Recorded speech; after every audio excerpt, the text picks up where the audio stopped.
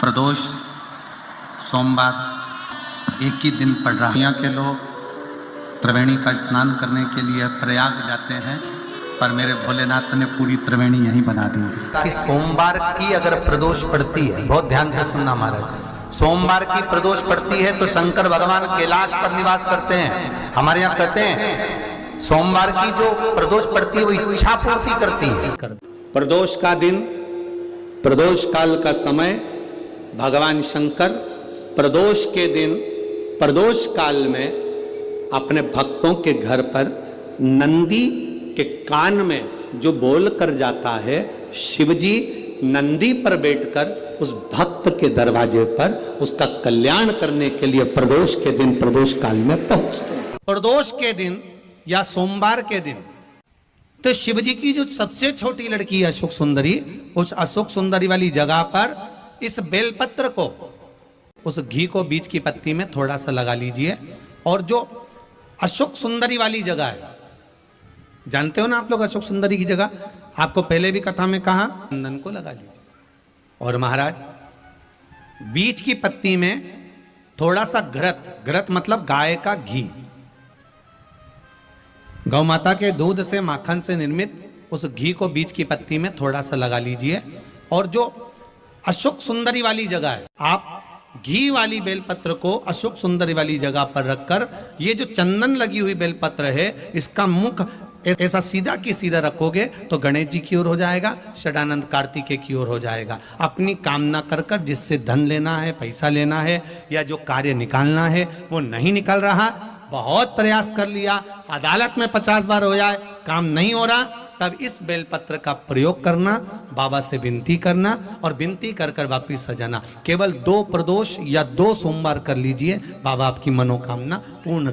सूर्य आप अगर व्रत नहीं कर सकते तो प्रदोष के दिन, प्रदोष काल में शाम का समय, सूर्यास्त का कुछ पल, कुछ घड़ी के पहले से लेकर बाद तक का प्रदोष काल के अंतर्गत आप शंकर जी के मंदिर में जाकर 1 लोटा पानी, 5 बेलपत्र भी अगर समर्पित करते हैं तो संपूर्ण प्रदोष का फल आपके भाग्य में प्रबल हो जाए। एक निवेदन सभी श्रोता बहन भाइयों से, कथा तो भी प्रदोष काल में, प्रदोष के समय वो जल, मूंग, समीपत्र और बेलपत्र और गुड़ का शंकर के शिवलिंग को समर्पित करना प्रारंभ कर दो।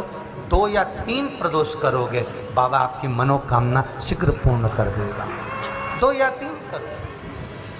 बहुत दिन से काम नहीं हो रहा था, काम तुरंत हो गया, समझ लेना शिव ने कृपा कर दी। प्रदोष काल में जाकर भगवान शंकर की आराधना कर, शिव मंदिर में जाकर अर्चना कर, प्रदोष काल में जाकर शंकर को नमन कर।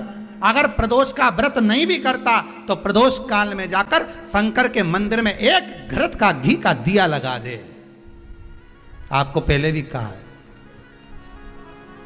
तुम्हारी भगवान से अगर बैर है, भगवान के मंदिर नहीं भी जाना चाहते तो भगवान की चौखट पे दिया लगा दो, पर लगाओ।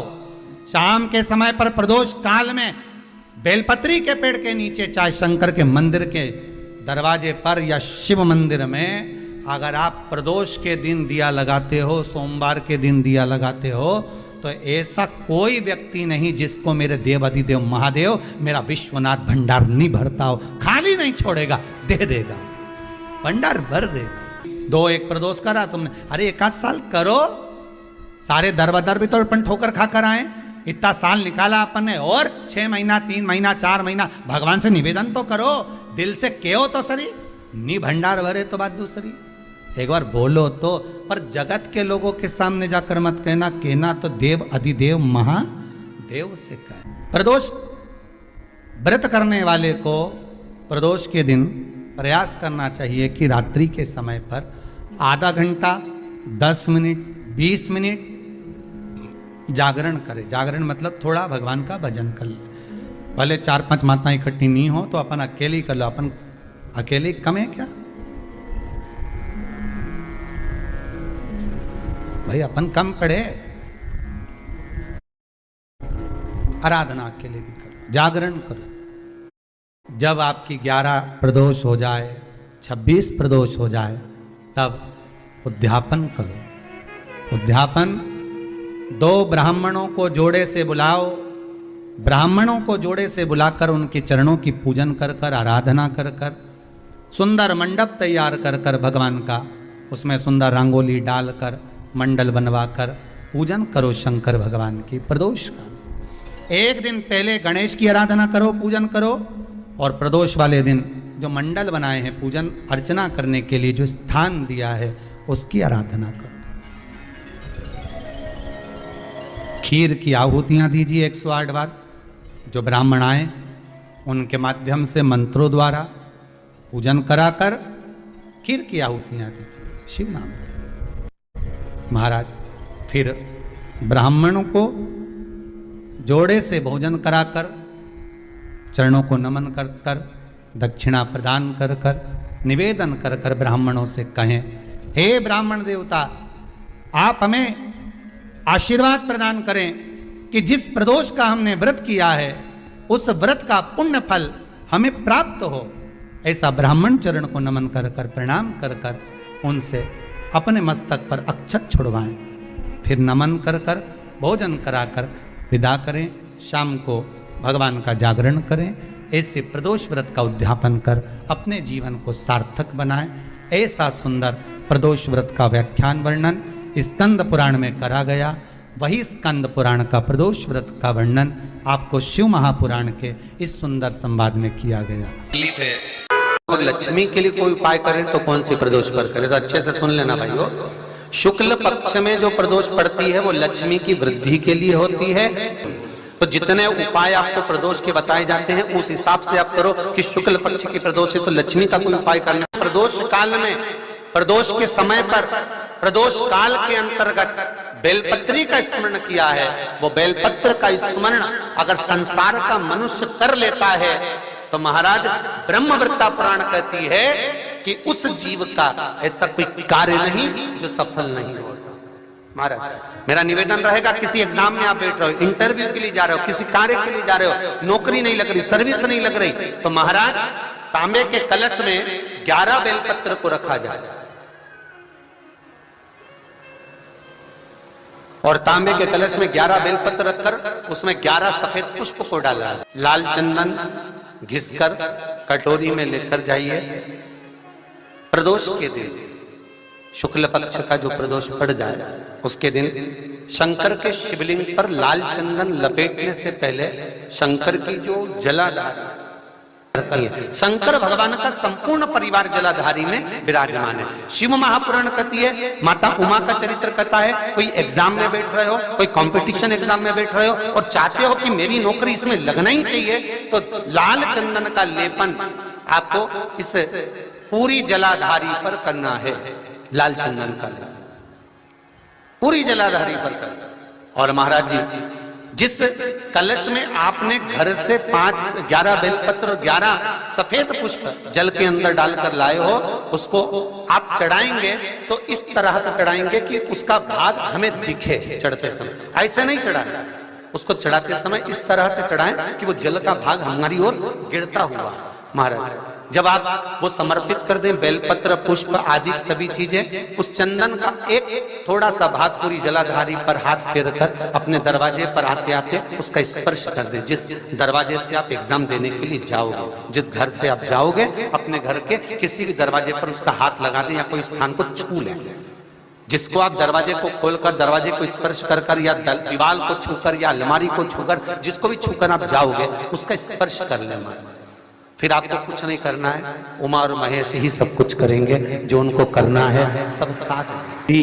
किसी व्यक्ति ने अपनी जिंदगी में एक नियम बना लिया कि मुझे प्रदोष के दिन बाबा देव अधिदेव महादेव को एक कमल का पुष्प चढ़ाना। और कई मौसम ऐसा होता है कि उसमें कमल का पुष्प नहीं मिलता तो कमल गट्टा बाजार में मिलता है, देखा है आप लोगों ने, काला कलर का होता है कमल गट्टा।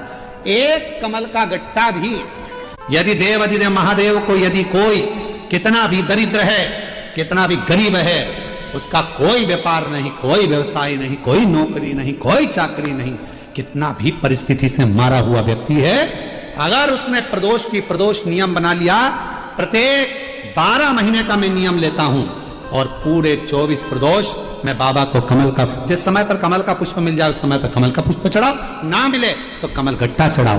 पर जिसने प्रदोष का नियम बना लिया 1 साल पूरा नहीं होगा और मेरा बाबा उसका हाथ पकड़कर उसको मंजिल तक पहुंचाना पड़ा, कितना भी दरिद्र। यदि किसी को धतूरा क्यों चढ़ाया जाता है, वो धतूरे का प्रमाण क्या कहता है, तो शिव महापुराण की कथा में रुद्र संहिता के अंतर्गत महाराज अगर आप पढ़ेंगे तो उसमें व्याख्यान वर्णन मिलेगा कि मनुष्य के जीवन में प्रतिदिन असत्य बोलने में आते मुख से कई बार असत्य का संबोधन निकल जाता है, झूठ निकल जाता है, असत्य निकल जाता है। तो हमारे यहाँ शास्त्र कहता है सबसे पहला धतूरा भगवान शंकर को अगर किसी ने समर्पित करा था तो ब्रह्मदेव ने करा था महाराज, और उसका भी प्रमाण है कि हर चीज का प्रमाण होना चाहिए। देखो कि आखिर भगवान के मंदिर के पीछे क्यों नहीं प्रणाम करते, तो उसका भी प्रमाण होना चाहिए कि कोई आपसे पूछे तो आप बता तो सकते हो, केवल कथा के माध्यम से नहीं, आप उसको बता सकते हो कि ये कारण है। आप चंदन चढ़ा रहे हो तो उसका कारण बताना पड़ेगा कि ये चंदन क्यों चढ़ाया, चावल चढ़ाया तो उसका कारण बताओ कि अग्नि पुराण में लिखा है कि अक्षत की महत्वता क्या है।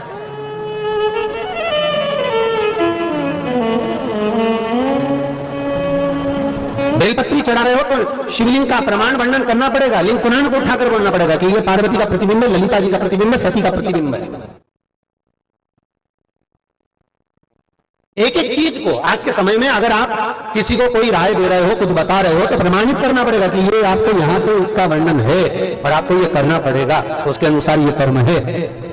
तो शंकर भगवान को सबसे पहला धतूरा भगवान ब्रह्मा ने चढ़ाया था। जिस समय भगवान ब्रह्मा का सिर कट चुका था, अभी आप आगे कथा सुनेंगे, ब्रह्मा का जब सिर कटेगा उसके बाद जब वो स्तुति करेंगे तो देखो भगवान शंकर को प्रसन्न करने के लिए धतूरा चढ़ाएंगे। शिव जी उनको कहते हैं ब्रह्मदेव ये धतूरा आपने मुझे चढ़ाया है, और क्यों चढ़ाया, क्योंकि आपने असत्य बोला था, उस असत्य को नष्ट करने के लिए आपने मुझे धतूरा समर्पित करा।